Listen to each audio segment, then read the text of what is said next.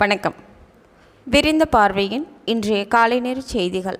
வாசிப்பவர் சூர்யா தேவி. ராமர் கோவில் திறப்பு விழாவை முன்னிட்டு தமிழ்நாட்டில் உள்ள கோவில்களில் அன்னதானம் மற்றும் சிறப்பு பூஜை நடத்தக்கூடாது என்று தமிழக அரசு வாய்மொழி உத்தரவு பிறப்பித்திருப்பதாக நாளிதழ் ஒன்றில் செய்தி வெளியானது. இந்த செய்தியை மேற்கோள் காட்டி மத்திய நிதியமைச்சர் நிர்மலா சீதாராமன் மற்றும் பாஜகவினர் தமிழக அரசு மீது அவதூறு பரப்பி வருகின்றனர். இந்த செய்திக்கு மறுப்பு தெரிவித்த தமிழக இந்து சமய அறநிலையத்துறை அமைச்சர் கே சேகர்பாபு ஒன்றிய அமைச்சரின் இந்த கீழ்த்தரமான செயலுக்கு கண்டனம் தெரிவித்துள்ளனர்.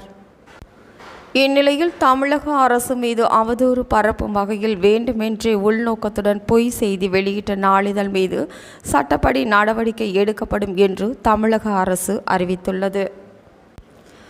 கோவையில் பொங்கல் பரிசு தொகையை பொதுமக்களுக்கு வழங்காமல் பணத்துடன் தலைமறைவான ரேஷன் கடை ஊழியரை போலீசார் வலைவீசி பாட்னா நீதிமன்றத்தில் உதயநிதி சனாதனம் குறித்த சர்ச்சைக்குரிய பேச்சு குறித்த வழக்கு நடந்து வரும் நிலையில் இந்த வழக்கை மக்களவைத் தேர்தல் வரை லைம்லைட்டில் வைத்திருக்க பாஜக திட்டமிட்டுள்ளதாக செய்திகள் வெளியாகியுள்ளது.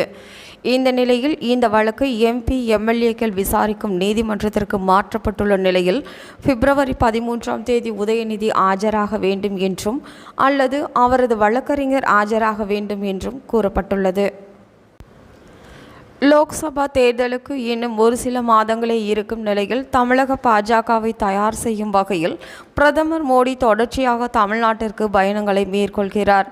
அதன்படி சமீப காலத்தில் ஏற்கனவே 2 முறை பிரதமர் மோடி தமிழ்நாட்டிற்கு வந்துவிட்டார். இதற்கிடையே அடுத்த மாதம் 3வது முறையாக பிரதமர் மோடி தமிழகம் வரவுள்ளதாக கூறப்படுகிறது. அயோத்தி ராமர் கோவில் கும்பாபிஷேகத்தை பொதுமக்கள் கண்டுகளிக்க ஏதுவாக அரசு அலுவலகங்கள், பொதுத்துறை நிறுவனங்கள் மற்றும் மாநில தொழில் நிறுவனங்களுக்கு பொது விடுமுறை அளிக்க வேண்டும் என தமிழக அரசை முன்னாள் முதல்வர் O. பன்னீர்செல்வம் வலியுறுத்தியுள்ளார். இத்துடன் செய்திகள்